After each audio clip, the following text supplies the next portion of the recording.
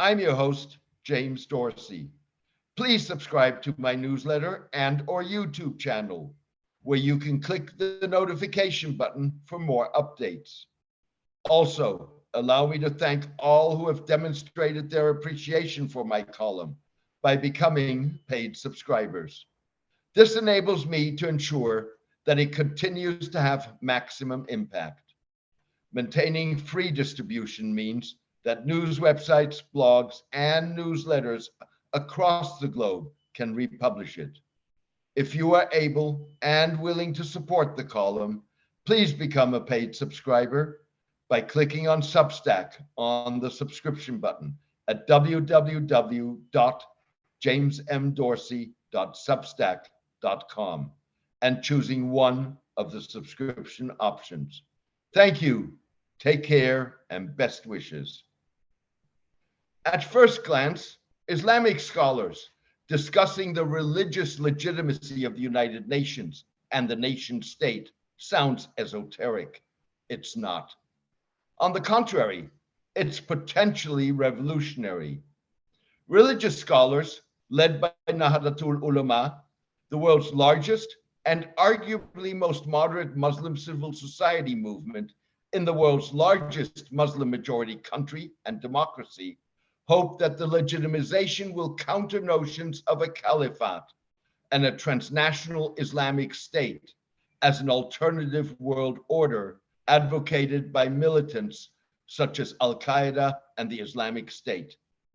If adopted, legitimization of the United Nations would make the UN Charter, with its references to fundamental human rights, the dignity and worth of the human person, and the equal rights of men and women, legally binding for its Muslim signatories, according to religious law. In doing so, the religious legitimization would take substantial wind out of the sails of often whipped up anti-Muslim sentiment that questions Muslim attitudes and loyalty towards the state. That sentiment was, for example, evident when an anchor on India's controversial Hindu nationalist Hindi language Z News recently asked whether Muslims who sing the national anthem become kafirs. The anchor was using the Arabic word for an infidel. The effort to reform Islamic jurisprudence so that it embraces the concept of the nation state and the United Nations is part of a sustained Nahdlatul Ulama effort to spark reform of Islamic jurisprudence and inspire other faiths to take a critical look at their potentially problematic tenets as a way of countering extremism and religiously inspired violence. That's where the revolutionary aspect kicks in. Reform of Islamic jurisprudence challenges a key pillar of autocratic strategies in the Muslim world designed to ensure the survival of repressive regimes. Muslim leaders, parroted by their Western counterparts, have for more than 2 decades since 9/11 insisted that Islam and Islamic jurisprudence need no reform. Instead, they assert that jihadis misrepresent and misconstrue the faith.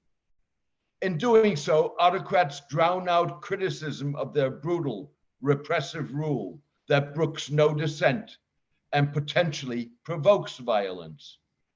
Casting jihadists as deviants rather than products of problematic tenets of jurisprudence that justify violence stymies criticism of the justification of autocracy as a necessary means to combat violence and promote moderate Islam. Time to coincide with the centennial of Nahdlatul Ulama, according to the Muslim Hijri calendar. The scholars will gather in February in the Indonesian city of Surabaya under the auspices of the recently constituted Religion Forum 20, or R20, a group of 20 engagement TAC to discuss an Islamic jurisprudence for a global civilization.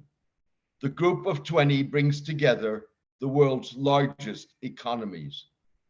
Nahdlatul Ulama's concept note for the Surabaya conference argues that views that legitimize and encourage suspicion, segregation, discrimination, and even hostility and conflict towards those who bear the legal status of infidels are scattered throughout the classical texts on Islamic jurisprudence, or fiqh.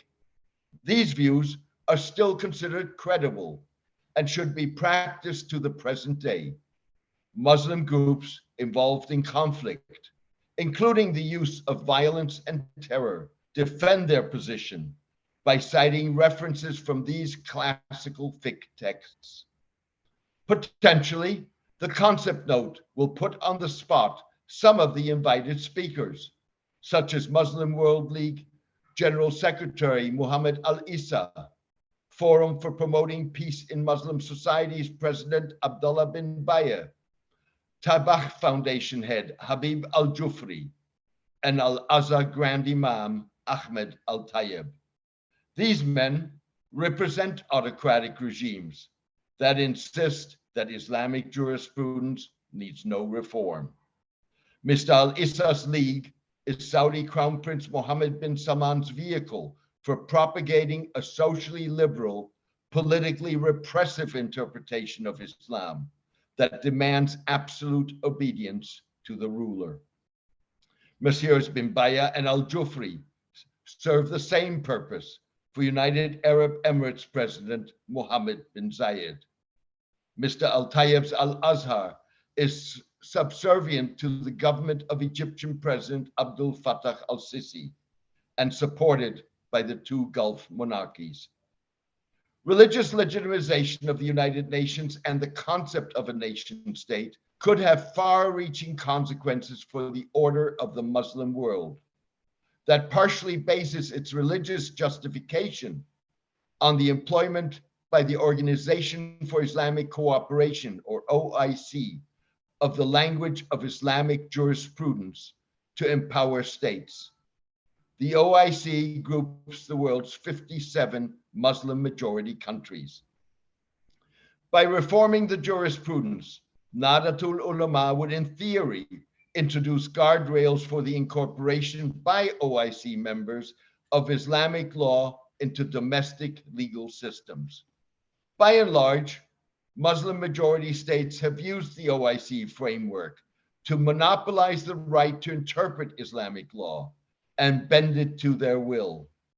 For example, in the justification of abuse of human rights, or in the case of countries like Saudi Arabia and the UAE, to demand absolute obedience to the ruler. The OIC and some of its members have also used the organization's religious framing and 1990 Cairo Declaration on Human Rights in Islam to lobby the United Nations to classify blasphemy as a violation of human rights and a form of hate speech. Liberal critics charge that Nahdlatul Ulama's silence about a recently adopted new Indonesian criminal code has dented its credibility. The law defines apostasy as leaving a religion or belief and criminalizes anyone who attempts to persuade a person to be a non-believer in a religion or belief.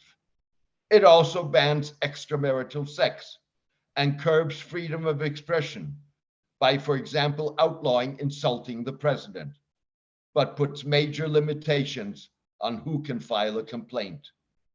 Nahdlatul Ulama's acquiescence sparked questions on how it squares that with its unconditional endorsement of the Universal Declaration of Human Rights, a significant differentiator in its rivalry with state-sponsored autocratic versions of moderate Islam.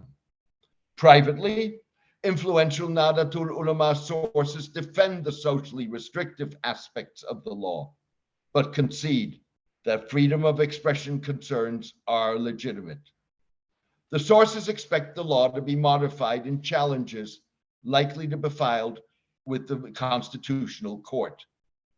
Even so, scholars Sana Jeffrey and Eve Warburton warned that provisions of the law threaten political dissent with prison sentences and have the potential to muzzle public debate about the purview of the state in citizens' private and political lives. The criticism notwithstanding, Nahdlatul Ulama's effort to anchor the United Nations and the concept of the nation state in Islamic jurisprudence constitutes the most serious current challenge to autocratic Muslim justification of repressive rule. In doing so, it could prove to be revolutionary. Thank you for joining me today.